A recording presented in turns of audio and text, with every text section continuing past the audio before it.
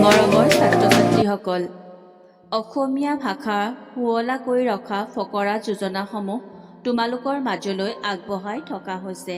আজি আমি সপ্তম শ্ৰেণীৰ অসমীয়া পাঠ্যপুথিৰ অংকুৰণত থকা সকলোবোৰ ফকৰা যোজনা তোমালোকৰ মাজলৈ আগবঢ়াম। ১. চেষ্টাৰ অসাধ্য একো নাই। এইখন পৃথিৱীত মানুহে নোৱাৰা কাম একো নাই। যিকোনো এটা কামক বাস্তৱত ৰূপায়িত কৰিবলৈ মনত লাগে মাথো এটা ইচ্ছা, সাহস আৰু নিৰন্তৰ অধ্যৱসায়। এনেদৰে নিজৰ সিদ্ধান্তত অটল থাকিব পাৰিলে সফলতাই এদিন নিজেই দুৱাৰদলিত থিয় দিবহি। সেয়ে কোৱা হৈছে চেষ্টাৰ অসাধ্য একো নাই। ২. ফিৰিঙতিৰ পৰা খাণ্ডৱ দাহ। মানুহ অসাৱধান হ'লে যিকোনো সৰু কথাৰ পৰাও বিপদ হ'ব পাৰে। মানুহে কোৱা সৰু কথা এটাইও মানুহক যথেষ্ট বিপদত পেলাব পাৰে। সেয়ে কোৱা হয় কথাতে বতা পায়, কথাতেই কটা যায়।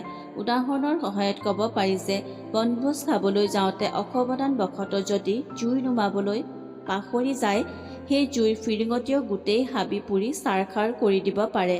সেয়ে কোৱা হৈছে ফিৰিঙতিৰ পৰা খাণ্ডৱ দাহ ঘটিব পাৰে। ৩. নিশিকিলে নাজানিলে ফকৰা যোজনা, হয় বোলে তেনে লোক বুদ্ধিত টুকুনা। টুকুনাৰ অৰ্থ হ'ল দুখীয়া। মানুহে মনৰ ভাৱ দুই ধৰণে প্ৰকাশ কৰিব পাৰে। প্ৰথমে সেয়া পোনপটীয়াকৈ ক'ব পাৰে, নতুবা পোনপটীয়াকৈ নকৈ অলপ বাক্যটো শুৱলাকৈও ক'ব পাৰে। কথাৰ অৰ্থ কিন্তু একেটাই হ'ব। উদাহৰণস্বৰূপে আমি যদি কোনো এজন ব্যক্তিক বুজাব বিচাৰিছোঁ যে নিজৰ উপাৰ্জন অনুসৰি খৰচ কৰিব লাগে, সেয়া পোনে পোনে ক'লে তেখেতৰ হয়তো বেয়াও লাগিব পাৰে। কিন্তু এনেদৰে যদি কোৱা হয় আমি আঁঠুৱা চাইহে ঠেং মেলিব লাগে, তেতিয়া তেখেতক ক'বলগীয়া কথাটোও কোৱা হ'ল আৰু মনৰ কথাখিনিও সুন্দৰকৈ প্ৰকাশ হ'ল। সেয়ে কোৱা হৈছে নিশিকিলে নাজানিলে ফকৰা যোজনা, হয় বোলে তেনে লোক বুদ্ধিত টুকুনা। ৪. অবুজনক বুজোৱা, ধেৰুৱা ঠাৰিক সিজোৱা। জ্ঞানী ব্যক্তিক বুজাবলৈ এটা ইংগিতেই যথেষ্ট। কিন্তু অজ্ঞানী ব্যক্তি বা যিসকলে কেৱল নিজৰ কথাটোৱে শুদ্ধ বুলি ভাবে, আনৰ কথা বুজিবলৈ বা শুনিবলৈকে যত্ন নকৰে, তেনে মানুহক হাজাৰ বুজালেও নুবুজে।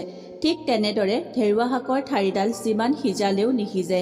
সেয়ে কোৱা হৈছে অবুজনক বুজোৱা, ধেৰুৱা ঠাৰিক সিজোৱা একে কথা। ৫. অভ্যাসৰ নৰ, কৰ্ণে পথে কৰে সৰ।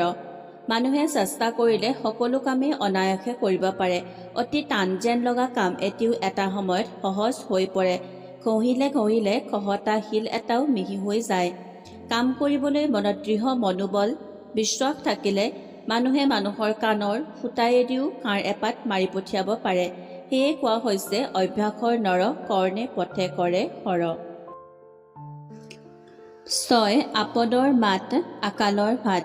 বিপদৰ সময়ত সকলোৱে হয়তো কেতিয়াবা টকা পইচা দি সহায় কৰিব নোৱাৰিবও পাৰে। কিন্তু সেই সময়ত বিপদত পৰাজনক মাত এষাৰ দিব পাৰিলেও বহুতখিনি সকাহ অনুভৱ কৰে। ঠিক তেনেদৰে খাবলৈ নথকা ঘৰত মাছে মঙহে ভাতমুঠি খাবলৈ নাপালেও অন্ততঃ সুদা নিমখ ভাতমুঠিয়েই যথেষ্ট। এই দুয়োটা পৰিস্থিতিত মানুহে সহায় কৰিলে তেনে ব্যক্তিক আজীৱন মনত ৰখা হয়। সেয়ে কোৱা হৈছে আপদৰ মাত, আকালৰ ভাত। ৭. সৰুটি হৈহে সংসাৰত সৰকিব পাৰি। শৈক্ষিক খণ্ড, কৰ্মক্ষেত্ৰ বা বাণিজ্যিক ক্ষেত্ৰ যিকোনো দিশতেই প্ৰথমতে আমি এটি সৰু সৰু ধাৰণাৰ পৰাই আৰম্ভ কৰিব লাগিব। শৈক্ষিক ক্ষেত্ৰখনত আমি সৰু সৰু ধাৰণাসমূহ স্পষ্টকৈ বুজি গ'লেহে ডাঙৰ ধাৰণাসমূহ সহজে বুজিব পাৰিম।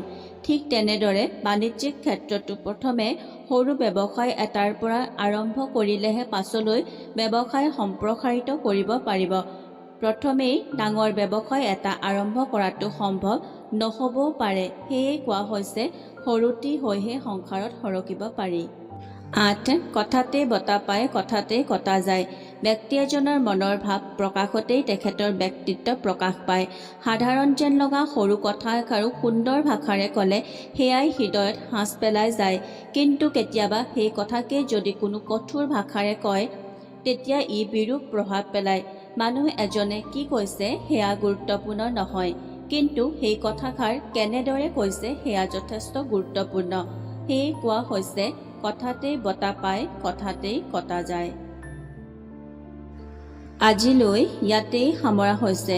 ইয়াৰ পৰৱৰ্তী পৰ্যায়ত ষষ্ঠ, নৱম আৰু দশম শ্ৰেণীৰ অসমীয়া পাঠ্যপুথিত থকা ফকৰা যোজনাসমূহ তোমালোকৰ মাজলৈ আগবঢ়াম।